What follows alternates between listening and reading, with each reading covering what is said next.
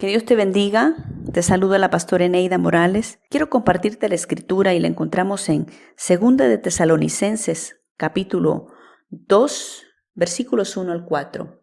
Y dice así: pero con respecto a la venida de nuestro Señor Jesucristo y nuestra reunión con Él, os rogamos, hermanos, que no os dejéis mover fácilmente de vuestro modo de pensar, ni os conturbéis, ni por espíritu, ni por palabra, ni por carta como si fuera nuestra, en el sentido de que el día del Señor está cerca. Nadie os engaña en ninguna manera, porque no vendrá sin que antes venga la apostasía y se manifieste el hombre de pecado, el hijo de perdición, el cual se opone y se rebela contra todo lo que se llama Dios o es objeto de culto, tanto que se sienta en el templo de Dios como Dios, haciéndose pasar por Dios. Yo quiero hablarte de convicciones. Convicción es la seguridad que tiene una persona de la verdad o certeza de lo que piensa o siente. Es sentirse dueño de una verdad. Es estar seguro de algún conocimiento, independientemente de ello sea verdad. El hecho de que estés convencido de algo no significa de que estés en lo correcto o de que eso sea una verdad absoluta. Nosotros, tú y yo, tenemos la convicción de que Jesucristo es el Salvador, la convicción de que Jesucristo es Dios, la convicción de que Jesucristo es el Señor. Sin embargo, hay personas que lo creen todo. Si llega un mormón, le cree. Cree que un Dios que existe en 3 personas. Los mormones creen que el Padre, el Hijo y el Espíritu Santo son 3 dioses. 3 dioses separados. Y si llega un testigo de Jehová, también le creen. Le creen que Jesús es un ser creado y que no es Dios. La palabra dice que a Dios nadie le creó, que Él es el principio, que Él es el primero y es el último. Él es el alfa y la omega. Nosotros tenemos esas convicciones.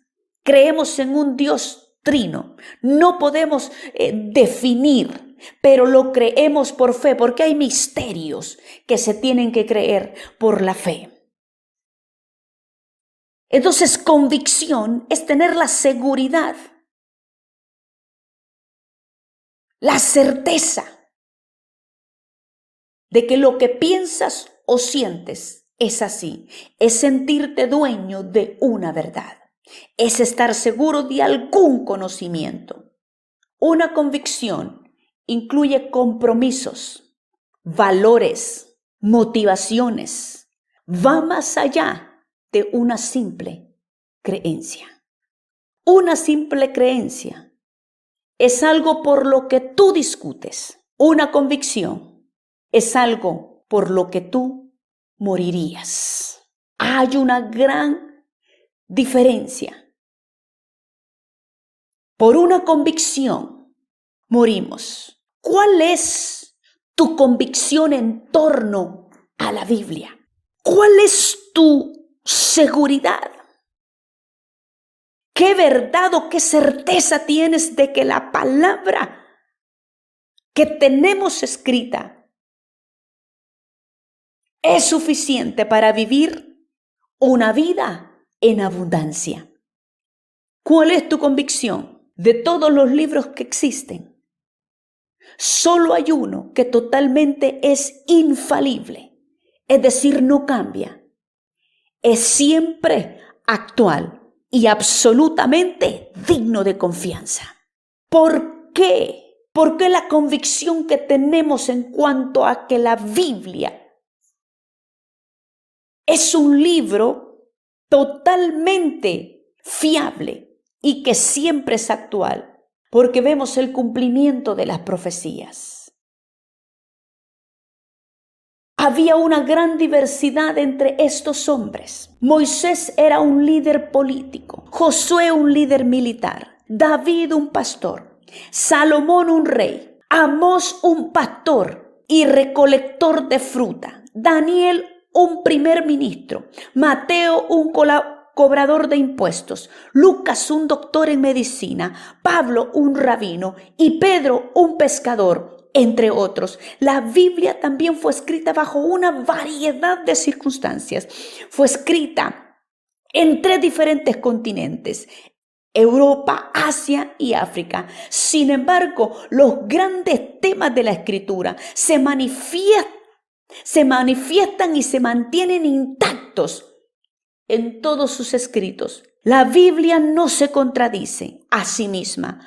No hay forma en que esto pudiera haber sucedido sin que Dios, el Espíritu Santo, supervisara la escritura de la Biblia. La Biblia está capacitada para transformarnos. Tiene la capacidad transformadora. La Biblia es un libro vivo, teniendo el poder de transformar alcohólicos, drogadictos, ladrones, como también filósofos, políticos, intelectuales, también deportistas, empresarios, ricos, pobres, la prostituta. La Biblia tiene la capacidad, cuando abrimos esas hojas, tiene la capacidad de transformar, tiene la capacidad de alentar, tiene la capacidad de corregir, tiene la capacidad de dar vida.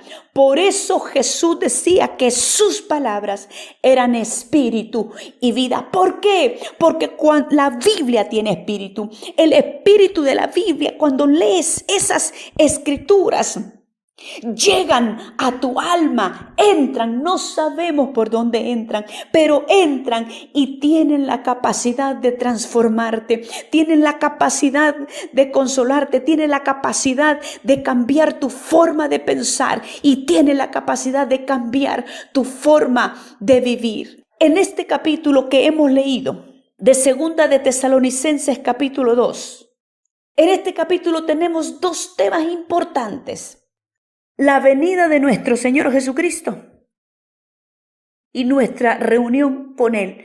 Por eso te expliqué un poco de la Biblia. Por eso te pregunté, ¿cuánta credibilidad tiene la Biblia para ti? ¿Cuál es tu convicción en torno a la Biblia? Porque si crees lo que la Biblia dice, entonces tienes que creer en la venida de nuestro Señor Jesucristo, como lo está hablando Pablo a la iglesia de Tesalonicenses, y también tienes que creer en nuestra reunión con Él. ¿Cuál es tu convicción de estos 2 temas? Si yo creo, pero defiendo. Cuando nosotros tenemos convicción de algo, tenemos conocimiento de eso. Si yo tengo la convicción de la venida de nuestro Señor Jesucristo, yo tengo conocimiento de lo que dice la Escritura. Yo tengo bases bíblicas, porque de esto se trata, de dar tu argumento. Pero tienes que tener argumentos con bases sólidas en la palabra. La Biblia no se contradice. La Biblia se interpreta a sí mismo. Y desde Génesis hasta el Apocalipsis, el tema primordial de la Escritura es que Jesucristo viene por su iglesia. Jesucristo viene por ti. Jesucristo viene por nosotros. La Biblia nos declara que hay una reunión con Él al final de los tiempos. Pablo dice: no te dejes mover fácilmente de vuestro modo de pensar. Por eso te hablaba al principio, porque es que la gente se deja mover tan fácilmente del modo de pensar. ¿Sabes por qué? Porque la Biblia, porque no tiene convicciones firmes en torno a la palabra del Señor, porque la desconoce, porque le da pereza leerla, porque le da pereza aprenderse textos, porque no tiene tiempo para sentarse y escuchar lo que Jesucristo está diciendo desde el Génesis hasta el Apocalipsis. ¿Quién es Él y de qué trata su muerte en la cruz. Por eso Pablo está diciendo a la iglesia: no te dejes mover fácilmente de vuestro modo de pensar. Nadie te engañe en ninguna manera. ¿Por qué la Escritura nos advierte? ¿Por qué Pablo está advirtiendo de que nadie nos engañe y de que nadie nos mueva de nuestro modo de pensar? Porque dice en el versículo 9 que hay un inicuo cuyo advenimiento es por obra de Satanás, con gran poder y señales y prodigios mentirosos. Porque viene un tiempo donde aparecerá alguien preparado por Satanás contra estas dos verdades que te he mencionado, contra la venida de Cristo y contra nuestra reunión con Él. También Satanás prepara a alguien que se va a rebelar. El enemigo te va a argumentar, se valerá, dice la Escritura, de señales y prodigios y te va a decir: yo soy Dios, mira lo que hago. Y también va a solucionar algunos problemas que tengas, hará sanidades, hará descender fuego del cielo. Y aquellos que no tengan convicciones firmes en torno a la Escritura, aquellos que desconozcan la Escritura, van a ser presa fácil del enemigo. Por eso es importante que entendamos que tenemos que tener bases firmes, sólidas de nuestra fe. Tenemos que argumentar nuestra fe en base a la Escritura, no pelear con nadie, pero sí defender lo que creo. Por una convicción mueres. Ahí en el mundo te encuentras a gente con un montón de creencias. Con un montón de creencias. Pero no tienen bases sólidas porque creen todo. El versículo 10 dice: y con todo engaño de iniquidad para los que se pierden, por cuanto no recibieron el amor de la verdad para ser salvos. Este inicuo, como lo llama Pablo, que vendrá y que es por obra de Satanás y que tendrá gran poder y que hará señales y prodigios, dice, y con todo engaño de iniquidad, dice, para los que se pierdan, por cuanto no recibieron el amor de la verdad para ser salvos.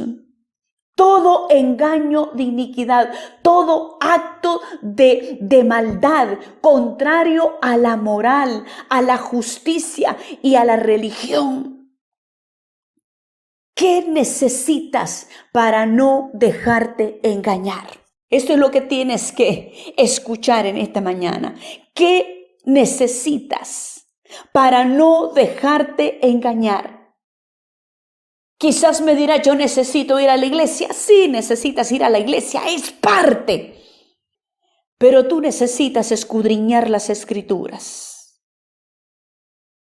Escudriñar las Escrituras no es simplemente leerla. Escudriñarlas es esperar qué Dios quiere enseñarte a través de esa Escritura. Conocerlas y conocer al Dios de la Biblia. Tener relación con Él, intimidad con Él, conocer al Espíritu Santo, porque es Él el que te enseñará todas las cosas. Así lo dijo Jesús, que Él tomará de lo suyo y nos lo hará saber. Si estás convencido de que esta es la verdad, y no solamente una creencia para ti, entonces estarás dispuesto a morir y a defender esta verdad.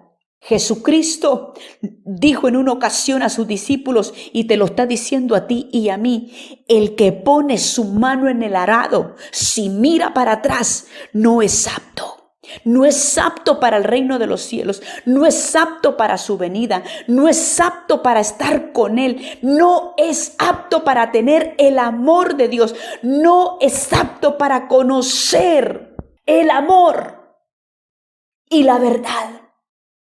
Así que si tú pusiste tu mano en el arado, es mejor que mires para adelante, puesto los ojos en Jesús, el autor y consumador de la fe. Deja de estar viendo alrededor. Deja de estar yendo y viniendo de la iglesia. Afírmate, porque los tiempos que vienen son difíciles y solo aquellos que han permanecido, dice la palabra, solo aquellos que han estado firmes van a entender estos tiempos y van a discernir estos tiempos. Es la hora, es tu hora, es tu momento en este día de determinar que tus convicciones son firmes, estables e inconmovibles. Jesucristo viene por su iglesia y tú y yo nos vamos a reunir con Él. Esta es una verdad. Esta es una verdad por la que tú y yo estaremos dispuestos a dar la vida como estuvieron los apóstoles. Murieron por esa verdad. Que Dios te bendiga.